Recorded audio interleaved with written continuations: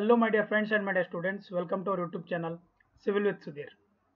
ಆಯ್ತಾ ಮತ್ತೊಂದು ಸ್ಟಾರ್ಟ್ ಆಯ್ತು ನೋಡಿ. ಇವಾಗ 384 ಗೆಜೆಟೆಡ್ ಪ್ರೊಫೆಷನರಿ ಅಧಿಸೂಚನೆ ರದ್ದು ಆಯ್ತಾ. ಸೊ ಇದೊಂದು ಹೊಸದು ನ್ಯೂಸ್ ಇದೆ ಇವತ್ತು. ಅಂದರೆ ಇದು ಏನಂದರೆ ಕ್ಯಾಟ್ ಏನಂತಂದರೆ ಸ್ವಲ್ಪ ಸ್ಟೂಡೆಂಟ್ಸು ಏನಂತಂದರೆ ಕ್ಯಾಟ್ಗೆ ಹೋಗಿದ್ರು. ಇವರು ಏನಂತಂದರೆ ಈ 56% ಏನಿದೆ ನೋಡಿ ಆಯಿತಾ, ನಿಮ್ಮ ಸ್ಕ್ರೀನ್ ಮೇಲೆ ಕಾಣಿಸ್ತಾ ಇರೋದು ಈ 56% ಇವರು ಏನಂತಂದರೆ ಮಾಡೋಂಗಿಲ್ಲ, 50% ಮಾಡಬೇಕು. ಸುಪ್ರೀಂ ಕೋರ್ಟ್ ಪ್ರಕಾರ ಮಾಡಬೇಕಿತ್ತು, ಅದು ಏನಿದೆ ಅವ್ರು 56% ಮಾಡಿದ್ದಾರೆ ಅಂತ ನೋಟಿಫಿಕೇಶನ್ ಕ್ಯಾನ್ಸಲ್ ಮಾಡಿ ಅಂತ ಹೇಳಿದ್ದಾರೆ. ಸೊ ಇನ್ನೂ ಇದು ಕ್ಯಾನ್ಸಲ್ ಆಗಿಲ್ಲ, ಯಾವುದೇ ಅಫಿಷಿಯಲ್ ನ್ಯೂಸ್ ಬಂದಿಲ್ಲ. ಬಟ್ ಇದು ಕ್ಯಾಟ್ ಹೇಳಿರೋದು. ಈಗ ಗೌರ್ಮೆಂಟ್ ಅವರು ಏನಂತಂದರೆ ಅವರು ಚಾನ್ಸ್ ತೊಗೋತಾರೆ 100%. ಅವ್ರು ಏನು ಮಾಡ್ತಾರೆ ಅಂದರೆ ಹೈಕೋರ್ಟ್ಗೆ ಹೋಗ್ಬೋದು, ಇಲ್ಲ ಅಂತಂದರೆ ಅವರು ಏನಾದರೂ ಹೋಗಿ ಹೈಕೋರ್ಟಿಂದ ತರಿಸ್ತಾರೆ, ಏನಾದರೂ ಮಾಡಿ ಇದು ಕಂಪ್ಲೀಟ್ ಮಾಡೋಕ್ಕೆ ಅವರು ಟ್ರೈ ಮಾಡ್ತಾರೆ, ರೈಟ್. ಬಟ್ ರೀನೋಟಿಫಿಕೇಶನ್ ಮಾಡಿ ಅಂತ ಕ್ಯಾಟ್ ಹೇಳಿದೆ, ರೈಟ್. ಯಾಕೆ ಹೇಳಿದೆ ಇದು ನೋಡಿ, ತುಂಬ ಸಿಂಪಲ್ ಆಗಿದೆ. 50ರಿಂದ 56% ಹೆಚ್ಚಿಸಿರೋದನ್ನು 380 ನೇಮಕಾತಿ ಇದನ್ನು ಏನಂತಂದರೆ ರದ್ದು ಮಾಡಿದ್ದಾರೆ. ಇದಕ್ಕಿಂತ ಮುಂಚೆ ನಾನು ಹೇಳ್ತೀನಿ ನೋಡಿ ಏನಿದೆ ಅಂತಂದರೆ, ಈ ಏನಂತಂದ್ರೆ KAS ಎಕ್ಸಾಮು ಇಲ್ಲಿವರೆಗೂ ಏನೇನು ಕಾಂಡಗಳು ಮಾಡಿ ಕರ್ಮಕಾಂಡ ಆಗಿದೆ ಇಲ್ಲಿವರೆಗೂ ಆಯಿತಾ. ಫಸ್ಟ್ ಎಕ್ಸಾಮ್ ನಡೆಸಿದ್ರು ಆಯಿತಾ, ಫಸ್ಟ್ ಎಕ್ಸಾಮ್ ನಡೆಸಿ ಟ್ರಾನ್ಸ್ಲೇಷನ್ ಪ್ರಾಬ್ಲಮ್ ಆಗಿದೆ ಅಂತ ಕ್ಯಾನ್ಸಲ್ ಆಯಿತು ಆಯಿತಾ. ಅದಾದಮೇಲೆ ನೆಕ್ಸ್ಟ್ ಆದರೂ ಚೆನ್ನಾಗಿ ನಡೆಸ್ತಾರ, ಸೆಕೆಂಡ್ ಟೈಮ್ ನಡೆಸಿದಾಗ ಪೇಪರ್ ಲೀಕ್ ಆಗಿದೆ, ಅದು ಲೀಕ್ ಆಗಿದೆ ಅಂತ ಅದನ್ನೂ ಒಂದು ಸ್ಕ್ಯಾಮ್ ಮಾಡಿದ್ದಾರೆ, ಅಲ್ಲೂ ಮಾಡಿದ್ದಾರೆ, ರೈಟ್. ಸೆಕೆಂಡ್ ಟೈಮು ಅಲ್ಲಿ ಪ್ರಾಬ್ಲಮ್ ಆಗಿದೆ. ಆದರೂ ಇವರು ಏನಂತಂದರೆ ಕಟ್ ಆಫ್ ಬಿಡ್ದೇನೆ ಆಯಿತಾ ರಿಸಲ್ಟ್ ಡಿಕ್ಲೇರ್ ಮಾಡಿಬಿಟ್ಟು ಮೇನ್ಸ್ ಎಕ್ಸಾಮ್ಸ್ನು ಮಾಡಿಸಿದ್ದಾರೆ ಗೊತ್ತಾ. ಮೇನ್ಸ್ ಎಕ್ಸಾಮ್ಸು ಮಾಡಿಸಿದ್ದಾರೆ, ರೈಟ್. KPSC ಇದು ಕಂಡಕ್ಟ್ ಮಾಡ್ತಾ ಇರೋದೇ ನಮ್ಮದು KPSC. ಹೆಸರು ಕೇಳಿದ್ರೆ ಸಾಕು ನಿಮ್ಗೆ ಗೊತ್ತಾಗುತ್ತೆ ಏನಿದೆ ಅಂತ, ರೈಟ್. KPSC ಅವ್ರು ಮಾಡ್ತಾ ಇರೋದು. ಸೊ ಈ KPSC ಅವರು ಫಸ್ಟ್ ಮಾಡಿದ್ರು, ಸೆಕೆಂಡ್ ಮಾಡಿದ್ರು, ಮೇನ್ಸ್ ಮಾಡಿದ್ರು. ಇವಾಗ ಕ್ಯಾಟ್ ಏನು ಹೇಳ್ತಾ ಇದೆ ಅಂತಂದರೆ ಈ ಪ್ರೊಬೇಷನರಿ ನೋಟಿಫಿಕೇಶನ್ ಕ್ಯಾನ್ಸಲ್ ಮಾಡಿ ಇನ್ನೊಂದು ಸಲ ಏನಂತಂದರೆ ನಂಬರ್ ಆಫ್ ಪೋಸ್ಟ್ನ ರಿವೈಸ್ ಮಾಡಿಬಿಟ್ಟು ಮಾಡಿ ಅಂತ ಅವ್ರು ಹೇಳಿದ್ದಾರೆ. ಸೊ ಇಲ್ಲಿ ನೋಡಿಲಿ ಬಸವರಾಜ ಬೊಮ್ಮಾಯಿ ನೇತೃತ್ವ ಹಿಂದಿನ BJP ಸರ್ಕಾರ ಏನು ಮಾಡಿದೆ ಅಂತಂದರೆ ಸಂಸ್ಥೆಗಳಲ್ಲಿ ಸೀಟು ಹಂಚಿಕೆ ಮೀಸಲು ಆಯಿತಾ ಇದಕ್ಕೆ ಸುಗ್ರೀವಾಜ್ಞೆ ಜಾರಿಗೊಳಿಸಿತ್ತು. ಅದರಲ್ಲಿ ಪರಿಶಿಷ್ಟ ಜಾತಿ ಪರಿಶಿಷ್ಟ ಪಂಗಡಕ್ಕೆ 18ರಿಂದ 24 ಹೆಚ್ಚಿಸಿತ್ತು. ಅದರ ಆಧಾರದ ಮೇಲೆ 389 ಗ್ರೂಪ್ ಎ ಗ್ರೂಪ್ ಬಿ ಪೋಸ್ಟ್ಗೆ ಅಧಿಸೂಚನೆ ಹೊರಡಿಸಿತ್ತು ಆಯಿತಾ. ಅದನ್ನು ಪ್ರಶ್ನಿಸಿದರು ಕ್ಯಾಟ್ ಮೊರೆ ಹೋಗಿದ್ದರು, ಕ್ಯಾಟ್ ಅವಾಗಲೇ ಹೋಗಿದ್ದಾರೆ. ಈ ವಿಚಾರ ನಡೆಸಿದ ಕ್ಯಾಟ್ 2023ರಂದು ಮುಖ್ಯಮಂತ್ರಿ ಬಸವರಾಜ್ ಅವರಿಗೆ ಏನು ಹೇಳಿದ್ದಾರೆ ಅಂತಂದರೆ 50ರಿಂದ 56 ಹೆಚ್ಚಿಸಿದೆ. ಅದನ್ನು ಆಧರಿಸಿ ಡಿಸೆಂಬರ್ 28ಕ್ಕೆ ಸರ್ಕಾರಿ ಅಧಿಸೂಚನೆ ಪ್ರಕಟಿಸಿ ರೋಸ್ಟರ್ ಅಂಕಗಳನ್ನು ನಿಗದಿಪಡಿಸಲಾಗಿದೆ ಆಯಿತಾ. ನೀನು ಓದೋದು ಹೇಳೋದೇನು ಬೇಕಾಗಿಲ್ಲ. ಸೊ ಅದೆಲ್ಲ ಮಾಡಿದ್ರು, ಅದೆಲ್ಲ ನಿಮ್ಗೆ ಇರಲಿ ರೀ. ಅದನ್ನು ಮಾಡೋಕ್ಕಿಂತ ಮುಂಚೆ ಯೋಚನೆ ಮಾಡಬೇಕಲ್ಲ. ನೀವು 2 ಸಲ ಪ್ರಿಲಿಮ್ಸ್ ಮಾಡ್ತೀರಾ, ಮೇನ್ಸ್ ಮಾಡ್ತೀರಾ, ಅದಾದಮೇಲೆ ಕ್ಯಾನ್ಸಲ್ ಅಂತ ಹೇಳ್ತೀರಾ. ಏನು ಆಟ ಹಚ್ಕೊಂಡಿದ್ದೀರಾ ಏನು ರೀ? ಏನು ಸ್ಟೂಡೆಂಟ್ ಜೊತೆ ಇಷ್ಟು ಈ ಥರ ಬಿಹೇವ್ ಮಾಡೋದಾ? ಅಲ್ಲ, ಒಂದು ನೋಟಿಫಿಕೇಶನ್ ಆದರೂ ಯಾವುದಾದ್ರು ಒಂದು ಕಪ್ ಚುಕ್ಕಿ ಇಲ್ದೇ ಎಕ್ಸಾಮ್ ನೀವು ಮಾಡಿಸಿ ತೋರಿಸಿದ್ದೀರಾ? ಏನು ಮಾಡ್ತಾ ಇದ್ದೀರಾ ಏನು ಗೊತ್ತಿಲ್ಲ ಆಯಿತಾ. ನಿಮ್ಗೆ ಗೊತ್ತಿದೆ ಇವ್ರು ಏನು ಮಾಡ್ತಾ ಇದ್ದಾರೆ, ಯಾಕೆ ಮಾಡಿ. ಇವ್ರು ಕೇಳೋರು ಯಾರು ಇಲ್ಲ ಥರ ಆಗಿದ್ದಾರೆ.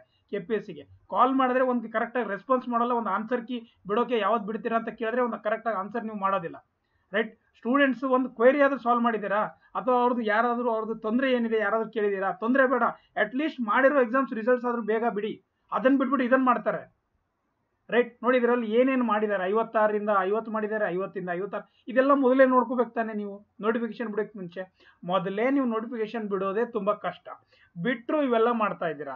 ಆ ಪೇಪರ್ ಲೀಕು, ಈ ಪೇಪರ್ ಲೀಕ್ ಮಾಡಿಲ್ಲ ಅಂದರೆ ಟ್ರಾನ್ಸ್ಲೇಷನ್ ಪ್ರಾಬ್ಲಮ್ ಇಲ್ಲ ಅಂದರೆ ಪೇಪರ್ ಲೀಕ್ ಮಾಡೋದು, ಇಲ್ಲ ಅಂದರೆ ಮತ್ತೇನಾದರೂ ಹೊಸ ತೆಗಿಯೋದು ಆಯಿತಾ. ಹಿಂಗೆ ಮಾಡಿ ಎಲ್ಲ ನೋಟಿಫಿಕೇಶನ್ ಮೊದಲು 5 ವರ್ಷ ಡ್ರ್ಯಾಗ್ ಮಾಡ್ತಾ ಇದ್ರು, ಈಗ 10 ವರ್ಷ ಆಗ್ತಾ ಇದೆ. ಹಿಂಗೆ ಮಾಡಿದ್ರೆ ಯಾರು ಎಕ್ಸಾಮ್ ಬರೀತಾರೆ? ಯಾರು ನಿಯತ್ತಾಗಿ ಓದಿ ಬರೀತಾರೆ ಅಂತ ಯಾರು ಬರೀತಾರೆ? ಯಾರು ಬರೋದಿಲ್ಲ, ರೈಟ್. ನೀವು ಮೆಸೇಜ್ ಕೊಡ್ಬೇಕಂತ ಇದ್ರೆ ನನಗಂತೂ ಅರ್ಥ ಆಗ್ತಾ ಇಲ್ಲ, ರೈಟ್. ದಿಸ್ ಈಸ್ ಏನಂತಾರೆ ಒಂದು ಟೈಪ್ ಆಫ್ ಇವರು ಏನಂತಾರೆ ಹ್ಯಾರಾಸ್ಮೆಂಟ್ ಮಾಡ್ತಾ ಇದ್ದಾರೆ, ರೈಟ್. ಒಂದು ಸಲ ಕ್ಯಾನ್ಸಲು, ನೆಕ್ಸ್ಟ್ ಈ ಮೊನ್ನೆ ಏನಾಯ್ತಿದು ಒಂದು ನಿಮಿಷ. ಸೊ KPCLದು ಏನು ಮಾಡಿದ್ರು ಮತ್ತೆ ಮೊನ್ನೆ ಹೇಳಿ ನೀವು? KPCLದು ಏನು ಮಾಡಿದ್ರು? KPCLು ರೀ ಎಕ್ಸಾಮ್ ಮಾಡಿ ಅಂತ ಹೇಳಿದ್ದಾರೆ, ರೈಟ್. ಆಮೇಲೆ ಈಗ ಅದು RWC AWC ಇನ್ನೂ ಕೇಸ್ ನಡೀತಾ ಇದೆ, ರೈಟ್. ಆಮೇಲೆ PWD AEಯಲ್ಲೂ ಇದೇ ಕತೆ ಆಗಿತ್ತು.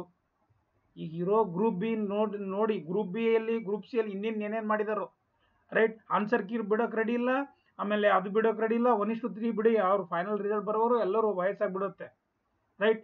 ದಯವಿಟ್ಟು ಸ್ವಲ್ಪ ಅರ್ಥ ಮಾಡ್ಕೊಳ್ಳಿ, ಕೈ ಜೋಡಿಸಿ ಹೇಳ್ತೀನಿ, ಈ ಥರ ಮಾಡಕ್ಕೆ ಹೋಗ್ಬೇಡಿ. ನಮ್ಮ ಸ್ಟೂಡೆಂಟ್ ಜೊತೆ ಈ ಥರ ಮಾಡಬೇಡಿ. ಅವರೆಲ್ಲ ಏನಂತಂದರೆ ಒಂದು ಹೋಪ್ಸ್ ಇಟ್ಕೊಂಡಿರ್ತಾರೆ, ಅಟ್ಲೀಸ್ಟ್ ಏನಾದರೂ ಓದಿ ಬರಿಬೋದು ಅಂತ.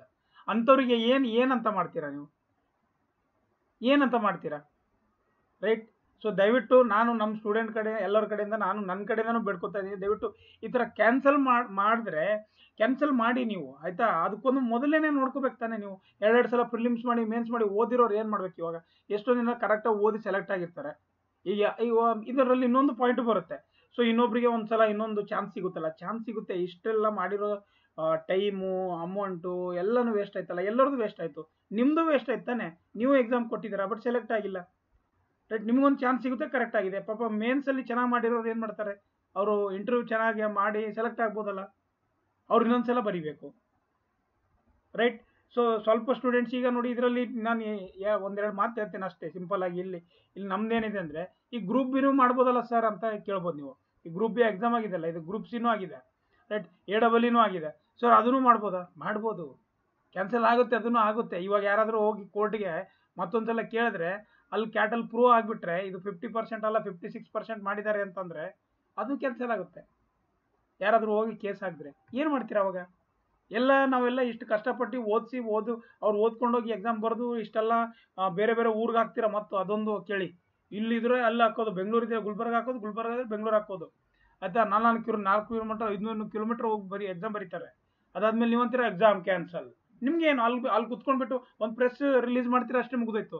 ಅದು ಹಿಂದ್ಗಡೆ ಇರೋದು ಎಷ್ಟು ತೊಂದರೆ ಆಗುತ್ತೆ ಎಲ್ಲರಿಗೂ ಎಕ್ಸಾಮ್ ಬರೆಯೋಕೆ. ರೈಟ್.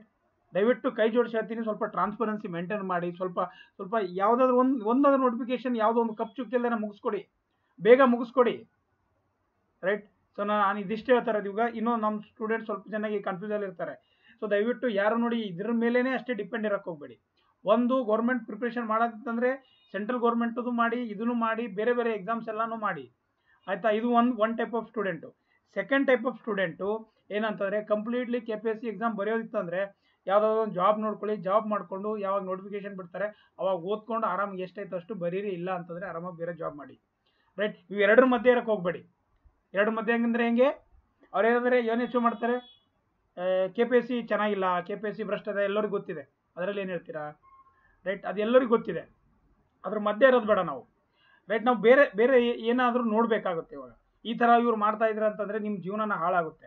ಸೊ ಅದಕ್ಕೆ ನಾನು ಈ ವಿಡಿಯೋ ಮಾಡಿ ಸ್ಪೆಷಲಿ ನಮ್ಮ ಸ್ಟೂಡೆಂಟ್ಸ್ ಹೇಳ್ತಾ ಇರೋದು, ಆಯಿತಾ? ನೋಟಿಫಿಕೇಶನ್ ಬಂದಮೇಲೆ ನೀವು ಬೇಕಾದರೆ ಪ್ರಿಪೇರ್ ಆಗಿ. ಏನು ನೋಟಿಫಿಕೇಶನ್ ಬಂದ ತಕ್ಷಣ ಎಕ್ಸಾಮ್ ಇವ್ರೇನು ಬೇಗ ಮಾಡೋದಿಲ್ಲ. ಅಟ್ಲೀಸ್ಟ್ 4-5 ತಿಂಗಳಾದ್ರೂ ಟೈಮ್ ಇರುತ್ತೆ. ಅದರಲ್ಲಿ ಆರಾಮಾಗಿ ಪ್ರಿಪೇರ್ ಆಗ್ಬೋದು ನೀವು, ಗೊತ್ತಾಯ್ತಾ? So side by side prepare ಆಗ್ತಾ ಇರಿ, ಸೈಡ್ ಬೈ ಸೈಡು ನೀವು ಮಾಡಿ. ರೈಟ್. ಸೊ ಇದು ಏನಿದೆ ನ್ಯೂಸ್ ಇದೆಲ್ಲ ಎಷ್ಟು ಚೆನ್ನಾಗಿಲ್ಲ ನ್ಯೂಸ್ ಇದು, ಆಯಿತಾ? ಸ್ವಲ್ಪ ಜನಕ್ಕೆ ಗುಡ್ ನ್ಯೂಸ್ ಇರ್ಬೋದು. But what about others who are selected in both prelims ಕೊಟ್ಟಿದ್ದಾರೆ, ಮೇನ್ಸ್ ಕೊಟ್ಟಿದ್ದಾರೆ, ಅವ್ರು ಚೆನ್ನಾಗಿರುತ್ತೆ. ಇನ್ನೊಬ್ರಿಗೆ ಚಾನ್ಸ್ ಸಿಗುತ್ತೆ, ಅದು ನನಗೆ ಖುಷಿ ಮಾತಿದೆ. ನಾನು ಬೇಡ ಅಂತ ಇಲ್ಲ, ಟ್ರಾನ್ಸ್ಪರೆನ್ಸಿ ಮೇಂಟೈನ್ ಮಾಡ್ತೀನಿ ಅಂತ ನೀವು ಮಾಡಿ ಇನ್ನೊಂದ್ಸಲ ನೋಟಿಫಿಕೇಶನ್ ನಮ್ಗೆ ಒಳ್ಳೇದದು ಮಾತು. ಬಟ್ ಇದೆಲ್ಲ ಮಾಡೋದಿತ್ತಂದರೆ ಮೊದಲೇ ಯೋಚನೆ ಮಾಡಬೇಕಲ್ಲ, ಮೊದಲೇ ಕರೆಕ್ಟಾಗಿ ಫಾರ್ಮ್ ನೀವು ನೋಟಿಫಿಕೇಶನ್ ಬಿಡಬೇಕಲ್ಲ. ರೈಟ್. ನಾನು ಹೇಳೋ ಮಾತು ಇಷ್ಟೇ.